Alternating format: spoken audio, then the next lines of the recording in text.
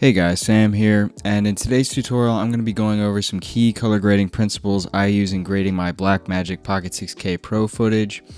Now these principles you can apply to pretty much any footage, but this is going to be especially helpful for Pocket 6K and 6K Pro users, as we'll be going over some brief tips and tricks which are most useful for the BRaw codec and Blackmagic footage. So in today's video I'm going to be breaking down how I grade almost all of my shots, and the clip I'm going to be focusing on today is a shot from a post-apocalyptic type film that I'm working on called Gemini.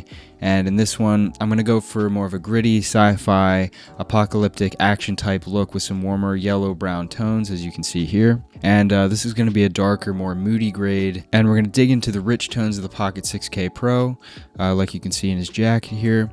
But we're also going to kind of have these subdued tones in the background because, as you can see in the footage, it's very green, and we're just going to kind of pull that back so that we can focus more on our character here. So that's going to leave us with a kind of unique and cinematic look to this shot. So before I get started, I just want to point out that a big part of getting that cinematic look is not just the color grade, okay? The color grade is a big part of it. Look at his makeup. We have dirt all over his face. Look at what he's wearing. He's wearing a jacket. He's got a holster with a gun in it here. He's got multiple layers on, and that's kind of creating this, this Tom Hardy type look. And also look at where he's at. He's in an abandoned area. There's rubble in the background. Look at the ground. There's a bunch of debris on the ground. So all these things are contributing to making the shot look cinematic. It's not just the color grade. So the color grade alone is not going to get you that cinematic look. I just want to tell you guys that. If you have control over the shooting process, that is. Some of you guys might just be grading stuff that you haven't shot. So, I'm going to show you how to get the best out of what you're given, at least. All right, so let's get into it. So the first thing that I do every time is I hold Alt and S to create serial nodes, and I'm just going to create 5 or 6 nodes here for us. It's just a good place to start. Now, a mistake that I see a lot of people make when they first get into a node-based editing software like this is that they do all the edits on the same node. They'll change the color temperature here, crank up the contrast, and do something like this.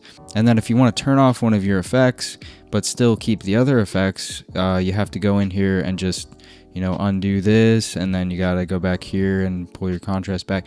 So it's not an efficient way of working. What you want to do is spread out all of your effects onto the different nodes. That way you're going to be able to layer things, move things around. You're not going to affect all of the other edits that you've done. The node system is really helpful for doing things like layering, masking, and manipulating color throughout your node tree. So you just have to get used to it. It's a bit of a thing you have to adapt to if you're moving from Premiere, but it is a really useful and powerful system. And the first thing that we're going to do is this is in a log format, and I'm just going to convert it to Rec 709 using a LUT. Okay, so I'm going to use my favorite LUT, and that is under the film looks, and it's the Rec 709 codec 2383D55. Okay, and I use that for pretty much everything that I grade.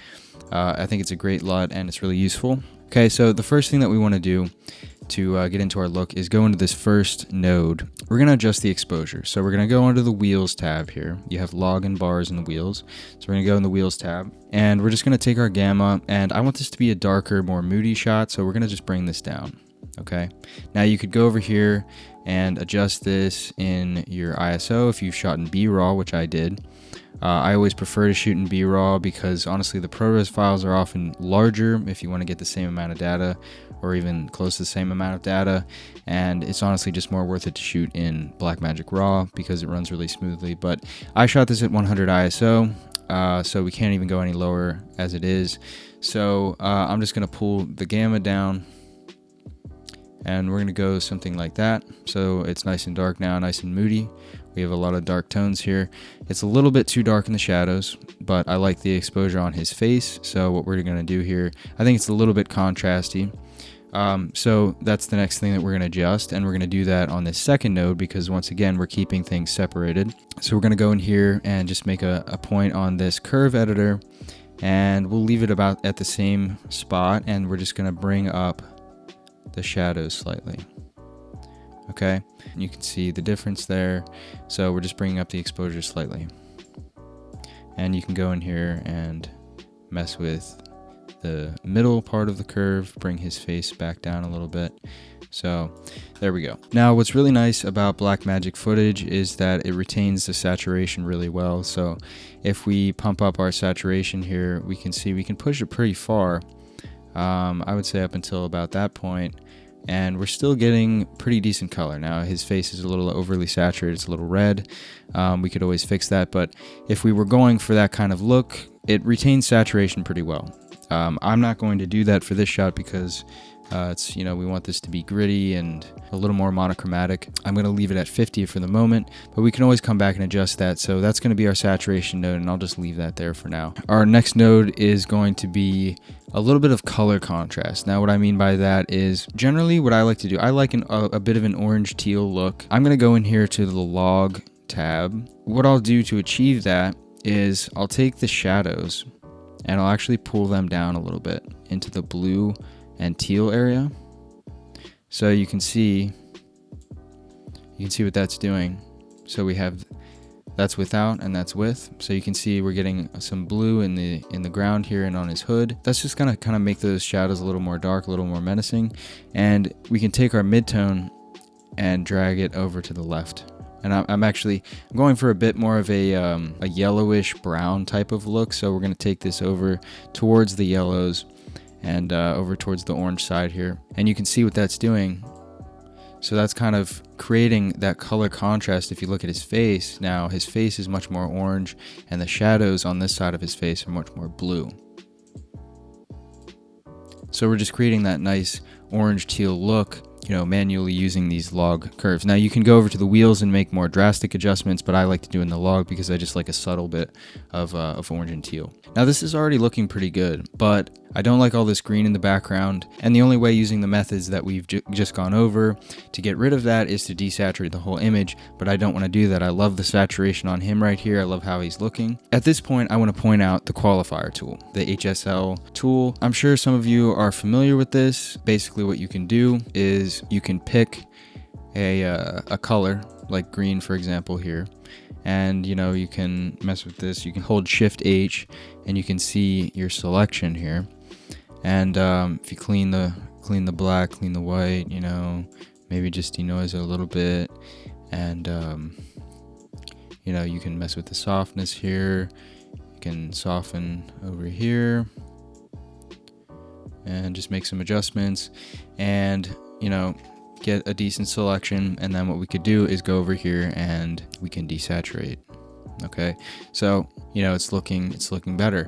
But if you look here, we have this weird stuff going on because we didn't quite pick up this color of green, and we're also picking up a little bit of this stuff here on his shirt, and it's giving us a bit of a weird look. That's not always ideal. The Qualifier is a great tool and it certainly can work for a lot of things, so I'm not knocking the Qualifier tool, but a lot of people don't use it properly and you can definitely mess up your footage and get some weird artifacts in it. So what I'm going to show you guys today is, we're going to reset this. What I'm going to show you is another tool that you can use that is actually might be a little more powerful, but it's going to give you a little more control. It's going to handle the stuff like this fall off much more nicely.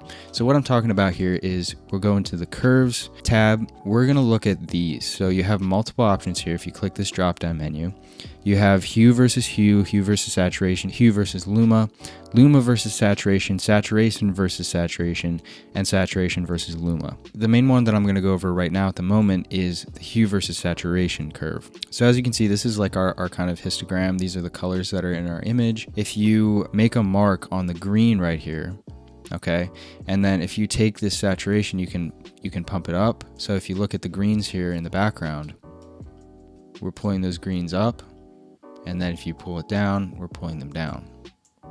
Okay, so now you can see we're getting a much smoother fall off from these areas, and what we want to do is just kind of modify this and mess with it until we're getting something that we like. Now I'm just going to pull this a little further over towards the red. And now you can see we've just desaturated all of that green stuff. We're not getting that weird artifacting here. And we're also picking up all these other little plants and objects, and since it's a curve, it's much more smooth, so we're getting that smooth fall off.